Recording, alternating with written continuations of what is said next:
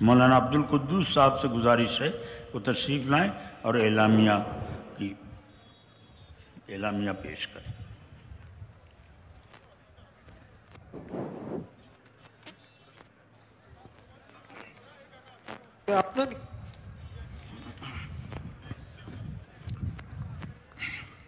بسم اللہ الرحمن الرحیم نحمده ونصلي على رسوله الكريم اما بعد قال الله تعالى في كتابه ليس للإنسان إلا ما سعى وأن سعيه سوف يرى ثم يجزاه الجزاء الأوفى۔ آج کے ہمارے اس اجلاس کے صدر محترم اور ہمارے اس اجلاس کے روح رواں حضرت مولانا محمود صاحب مدنی دامت برکاتہم العالیہ، علماء کرام، بزرگان محترم اور برادران عزیز، جمعیت علماء کی 100 سالہ مدت میں جمعیت علماء نے ایک اپنا لمبا سفر طے کیا اور ہمیشہ جمعیت علماء نے اور جمعیت علماء کے اکابرین نے اسی نہج کو اختیار کیا جو آقا نامدار محمد عربی علیہ السلام ہمیں دے کر گئے تھے، اور یہ کہہ کر گئے تھے کہ میں ایک ایسا دین چھوڑ کر جا رہا ہوں کہ لیلھا کنہارھا، کہ جس کی راتیں بھی دن سے زیادہ اجلی۔ بزرگوں، ہم اس دین کے حامل ہیں کہ جس دین نے ہمیں مظلومیت کی زندگی میں بھی کس طرح جینا سکھایا، ہمیں جو ہے برسردہ اقتدار آنے پر بھی کس طرح سکھایا، ہمیں جو ہے آپس کی خانگی زندگی میں رہنا اس کے طریقے بھی ہم کو بتائے۔ یہ ایک طویل موضوع ہے، میں اس کی طوالت میں نہ جاتے ہوئے عرض کروں گا۔ آپ یاد کیجئے اس وقت کو جب نبی کریم صلی اللہ علیہ وسلم مظلومی کی زندگی گزارتے اپنے وطن کو چھوڑ رہے تھے، اور وطن کو چھوڑتے ہوئے اس بیت اللہ کو جب چھوڑنے کا وقت آیا تو آپ نے عثمان ابن طلحہ شیبی سے بیت اللہ کی چابی کو مانگا تھا اور یہ کہا تھا کہ 2 رکعت نماز ادا کرنے دی جائے۔ عثمان ابن طلحہ شیبی نے اس وقت یہ جواب دیا تھا کہ اگر میں آپ کو اس بیت اللہ کی چابی دوں گا تو جو ہیں سخت الفاظ کہے اور سخت تلخی اور ترشی کے ساتھ معاملہ کیا۔ آپ علیہ السلام نے فرمایا، اے عثمان، اس وقت کیا حال ہوگا، اللہ کی چابی میرے ہاتھ ہوگی۔ تو اس وقت عثمان نے کہا لگائیں گے اور قریش کی عظمت دوبالا ہو جائے گی۔ آپ کو نماز پڑھنے کے لیے 2 رکعت نماز پڑھنے کا موقع نہیں دیا گیا اور آپ تشریف لے گئے۔ آج جبکہ مکہ مکرمہ فتح ہو رہا تھا اور آپ فاتحانہ طور پر داخل بیت اللہ، آپ نے نماز ادا کرنے کے بعد آپ باہر تشریف لائے، لوگوں کا مجمع جمع تھا اور آپ بیت اللہ کے دونوں چوکھٹ پر ہاتھ رکھ کر یہ کہہ رہے تھے، بتاؤ آج میں تمہارے ساتھ کیا معاملہ کروں گا۔ لوگوں نے کہا آپ کریم ہیں، شریف ہیں، آپ شریفانہ معاملہ کریں گے۔ آپ نے فرمایا لا تثریب علیکم اليوم مطلقا، آج تمہارے اوپر کوئی مواخذہ نہیں ہے، تم سب کے سب آزاد ہو۔ ابو سفیان جس نے ستایا تھا اس کے بارے میں کہا ابی سفیان کے گھر میں داخل اما دے دی گئی، جو حرم میں داخل ہو گیا اس کو بھی اما دے دی گئی۔ اور اس طریقے سے آپ کے سامنے وہ سارے لوگ تھے جنہوں نے ہجرت کرنے پر مجبور کیا تھا، جنہوں نے حضرت سمیہ کے ساتھ جو سلوک کیا تھا، جنہوں نے حضرت خبیب اور خباب کے ساتھ جو سلوک کیا تھا، جنہوں نے صحابہ کرام کو ہجرت پر، حبشہ کی ہجرت پر مجبور کیا تھا اور جنہوں نے مدینہ کی طرف مجبور کیا تھا، آج وہ لوگ فاتحانہ طور پر داخل ہو رہے ہیں، سب کے سر جھکے ہوئے ہیں، لیکن یہ اعلان ہو رہا ہے لا تثریب علیکم اليوم۔ حضرت علی رضی اللہ تعالیٰ آگے بڑھتے ہیں اور یہ چاہتے ہیں کہ اللہ کے نبی جس طریقے سے حجابہ کی ذمہ داری، دربانی کی ذمہ داری آپ نے ہم کو دی ہے، سقایا کی ذمہ داری آپ نے ہم کو دی ہے، آج بیت اللہ کی چابی آپ کے ہاتھ ہے، یہ چابی کی ذمہ داری بھی آپ ہم کو دیں۔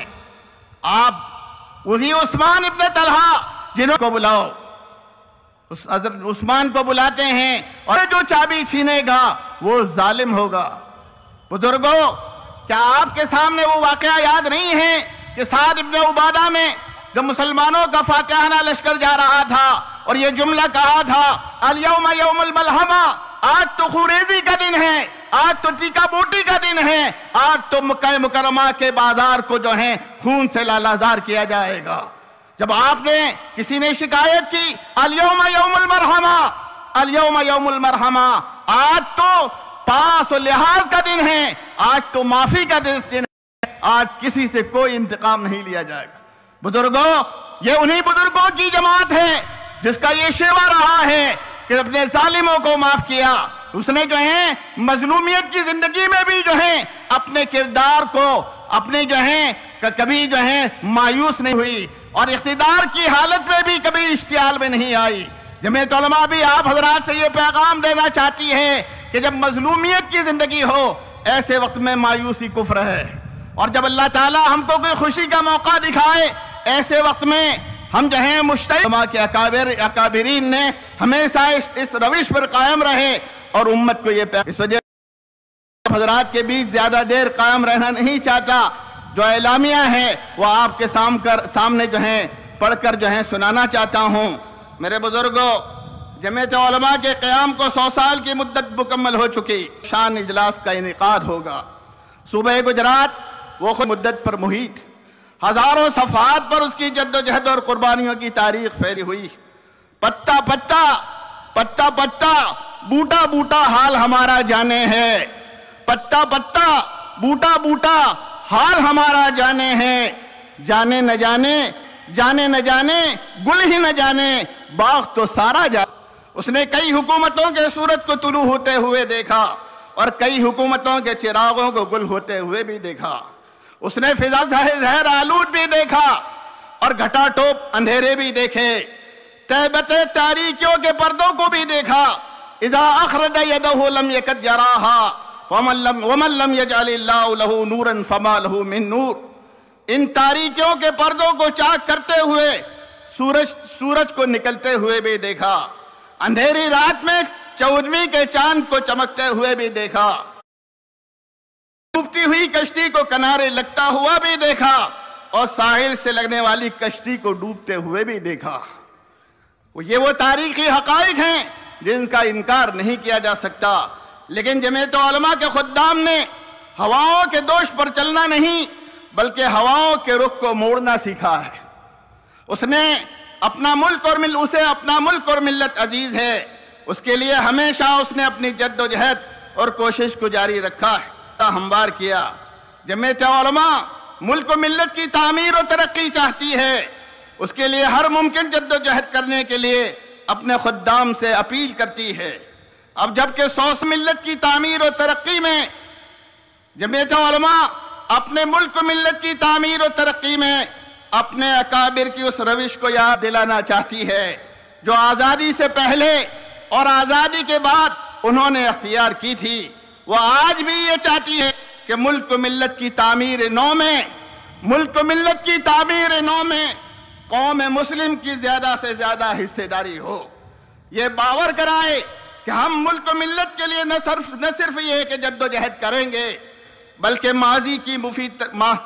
ماضی کی طرح مفید ترین ثابت ہوں گے انشاءاللہ۔ اس کے لیے ہمارے سامنے 2 میدان ہیں، ایک تعلیم کا میدان اور دوسرا انسانی خدمت کا۔ جمعیت کی اہل یہ جائیں جس کی آغوش میں حضرت مولانا محمود صاحب مدنی کا نعرہ ہے، آدھی روٹی کھائیں گے، سوکھی روٹی کھائیں گے، اپنے بچوں کو پڑھائیں گے۔ وہ قوم جو قرآن کی حامل ہو، جس کا پہلا لفظ اقرا ہو، وہ تعلیم کی طرف متوجہ، وہ قوم ناخواندہ ہو، یہ ایک معمہ ہے۔ البتہ یہ ضروری ہے کہ تعلیم کے ساتھ خوف خدا بھی ہو تاکہ اس کے منفی اثرات سے محفوظ رہا جا سکے۔ دوسرا خدمت خلق کا ہے، یہ شعبہ بھر میں خلق کے خدا کی خدمت کو پوری تندہی سے انجام دے سرشار ہوں اور جسمانی اور ذہنی اعتبار سے اچھی تربیت سے بھرپور فائدہ اٹھا سکیں۔ حادثات ہوں ناگہانی ضمیر زندہ ہے، اس ملک کا ضمیر زندہ ہے، اس کی دھڑکنوں اور آہٹوں کو سن سکتے ہیں۔ جمعیت علماء ملک کے عوام سے بالعموم اور مسلمانوں سے بالخصوص اپیل کرتی ہے کہ معیاری تعلیمی ادارے اور خدمت خلق کے میدان عمل کی البلاغ۔ وآخر دعوانا الحمدللہ رب العالمین۔